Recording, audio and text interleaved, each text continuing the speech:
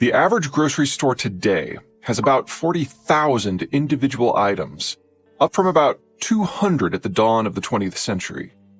The humble grocery is a technological marvel that enables me to source nearly anything I need from anywhere, anytime I feel the need to experiment with some new wild-ass crazy cuisine combo. The inputs are hardly ever out of stock and are almost always available at prices that are not prohibitive. It isn't simply availability and low cost. It's reliable availability and reliably low cost. Take this concept of utter availability and apply it to absolutely everything, and you now have a glimmer of the absolute connectivity that underpins the modern globalized economy. The ingredients of today's industrial and consumer goods are only available because they can be moved from literally halfway around the world at low costs and high speeds and in perfect security. Fertilizers, oil, cherries, propylene, single malt whiskey, you name it, it is in motion all the time. Transportation is the ultimate enabler. Most technologies do not fundamentally change us. Consider the contemporary smartphone. It's a flashlight, a music player, a camera, a game console, a fare card, a remote control, a library, a television, a cookbook, a computer. All in one. It hasn't enabled us to do much that's fundamentally new, but it has combined more than a dozen pre-existing devices into one, increasing efficiency and access. Important? Ridiculously. But such improvement-based techs do not fundamentally change who we are. Transport technologies, on the other hand, profoundly alter our relationship with our geography. Today you can jump continents in a few hours. It wasn't always this way. In fact, it was almost never this way. Until a couple hundred years ago, it was rare for any of us to venture more than a few miles from home. The 6 millennia of human history has quite literally been a slow, agonizing crawl along a long, long road. Understand the evolutions and revolutions and how we've traveled from A to B. Understand the connectivity that has made our modern grocery stores and smartphones possible, and you can understand why our world is shaped the way it is, and what wonders and terrors the coming decades will hold for us all. The human body is a frail and ridiculously inefficient form of transporting goods. Imagine you are any random human, from the time of our first emergence as Homo sapiens to about the mid-1700s. Unfortunately for you, your legs are likely your only means of transportation. Wheelbarrows did not become a big deal until about 100 CE. Carts were too expensive for the average peasant until centuries later, even if there were roads to drag them upon. Even waiting around for something as old school as a bicycle would have kept you twiddling your thumbs until the late 18th century, mid-19th if you wanted pedals. There are good reasons traders still use camels even today. For most people, your life, your town, and your livelihood were circumscribed by how far you were willing to walk in a day with a crushing load on your back. That kept towns small. Before industrial techs remade the world, urban areas required nearly a half an acre of farmland per resident to prevent starvation, over 7 times the land we use today, plus another 100 times as much area in forest land to produce charcoal to cook and see the population through winter. It made cities stay small, grow too big, and either A, food must come from too far away, in other words, you starve, or B, you cut down your forest to grow more food locally, and the cutting-edge technology of the day, fire, is denied you. You starve while also freezing to death. Wheels helped, but not as much as you might think. I'm sure you've all heard about Rome's famous roads being one of the greatest achievements of the pre-modern age. Rome's roads stretched from Glasgow to Marrakesh to Baghdad to Odessa, and were roughly equivalent in total length to the roads of modern-day Maine. The Roman road network took 6 centuries, 1 billion labor days to construct, to say nothing of maintenance. The very concept of trade was dubious. You couldn't call ahead to see if the next town over actually needed what you had to sell. And then there's the problem of spoilage. You simply couldn't carry enough food to make long-distance trade viable for anything but the most valuable items. Concrete and asphalt, chemical preservatives and refrigeration are only a few of those pesky industrial-era technologies that didn't come around until the 1800s. Efficient, regular, overland transport for bulk goods, even over relatively short distances, was not just difficult but also economically impossible for just about all of human history. Even bread baskets could not reliably feed themselves. Between 1500 and 1778, France suffered several national famines and dozens of regional famines. The country that has been Europe's largest and most reliable food producer stretching back a millennium, the country that has 3 separate agricultural regions, the country that had, bar none, the best internal transport system of the pre-industrial world.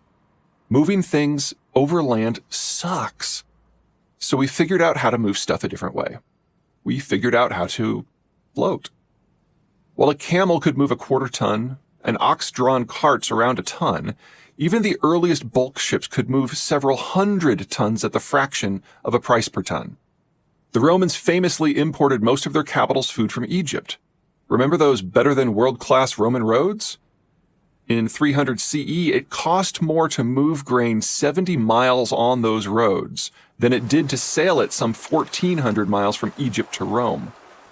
The economics of water transport were so lopsided that some cultures, see government Dutch, Aztec, Chinese, would rearrange their entire governing systems around the capacity to mobilize labor to dig canals stretching hundreds of miles through rocky, undulating landscapes with little more than stone picks. All to float what was the pinnacle of human transport technology well into the 2nd millennium CE, the lowly barge. By the 14th century, history finally started picking up speed. Sails and nails, oars and rudders, holds and decks, guns and artillery, compasses and astrolabes. And crazy. Don't neglect a liberal infusion of crazy. The fabled Western discovery of the great monsoon winds was made by some Greek maniac willing to sail to the middle of the ocean with no idea what would happen next. Take it all together, and newer, larger, sturdier, faster, better armed ships brought us into the deep-water age at the end of the 15th century. Of course, that's the comfortable way to look at it from the far side of the Industrial Revolution. Just because humanity now could ship goods long distances didn't mean that we did so very often. Post-deepwater but pre-industrial shipments of grain from the Baltic region to continental Western Europe were hardly a regular affair. Even if Anglo-Dutch disputes didn't cut into deliveries, even if the Swedes didn't go all Viking on your ships, even if the Polish-Lithuanian Commonwealth was having a rare good day, half of the end product cost typically still came from transport, with another quarter being racked up as storage fees. Grains produced in the interior, no matter how productive the land, tended to stay there. By the late 1700s, the American colonists come independent Americans did ship some grains across the Atlantic, but it was hardly a steady flow.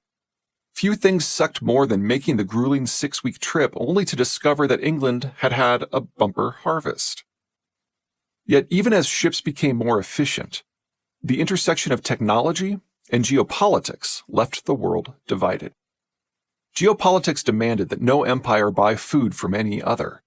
Even in the rare cases when shipping was thought reliable, the moods and appetites of opposing monarchs were most assuredly not. Geopolitics demanded that food shipments were rarely worth either the cost or the risk. But jade, pepper, cinnamon, porcelain, silk, and tobacco? Totes! It helped a lot that most luxury goods were not perishable. Tea was about as lowbrow a product there was to reliably make the cut. And even that was only because Europeans are weird. The luxuries trade was only considered global because of the distances involved. In reality, there was little trade among the empires. It was more accurately a series of closed systems sharing very few points of contact, and erratic contact at that. Cargoes were limited to the truly valuable, and to the sort of things you could ultimately do without. When you did see a transoceanic cargo vessel, it was a solid bet that disrupting its day would make yours. The Spanish called such disruptors English. The British called such disruptors French. Today, we call such disruptors pirates. As a result of this deliberate disconnectedness, neighbors were less for trading with and more for launching artillery shells into. The civilized world, to use the European lingo of the era, existed in a state of near permanent competition. Bringing order to such chaos was simply impossible. The superior naval power of the day, the Spanish in the 17th and early 18th centuries, or the English in the late 18th and 19th centuries, would attempt to convince everyone they were large and in charge, but this was before the age of radar and cruise missiles. There was a lot of ocean to patrol. Rivals had compelling strategic and economic reasons to muck things up. Any order would only hold within sight of their military vessels. The new technologies of the early industrial era, post-textiles, pre-steel ships, somewhat widened the range of goods that could be transported economically, which in turn carved out room for a new tier of country, the middlemen who brokered or ferried goods among opposing empires. It was risky business. The deals an empire categorized as brokering on Monday were often reclassified as double dealing by Thursday. The Dutch, every European's favorite middlemen, became notorious for their massive booms when they carried European trade, and massive busts when the British or French or Germans decided they had had enough of the Dutch trading with the other side. The Americans learned this lesson early and often. Many of the early geopolitical nightmares for the young country centered on trade of the decidedly Dutch variety. America's first major strategic row, the Quasi-War of 1798 to 1800, centered on French seizures of neutral American shipping to Britain. The Brits made some popcorn for the coming fight and had the nerve to talk shit about France to the recently independent Americans, but they were ultimately disappointed when both sides backed down. Just 12 years later, the Americans found themselves again in the middle of a British-French war, their third if you include the American Revolution. This time around, France was run by Napoleon. The British were particularly aggressive in interdicting American ships they deemed blockade breakers, even impressing crews on American-flagged ships into the Royal Navy. The Brits were total tools in this period. They didn't recognize naturalized American citizenship, so anyone who was born in the colonies was fair game for impressment. Born in 1775 in Philadelphia? Yo, you're still a British subject. Get in my navy. Yada yada stuff happened, things were said, triggers were pulled, torches were thrown, and before you knew it, the Brits were roasting marshmallows over the coals of the former White House.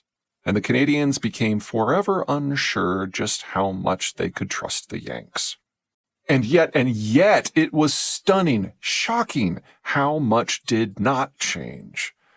At the close of the pre-industrial era, most economies were still either self-contained or subjugated in one way or another, with the cities that enjoyed navigable rivers or safe coasts largely dominating.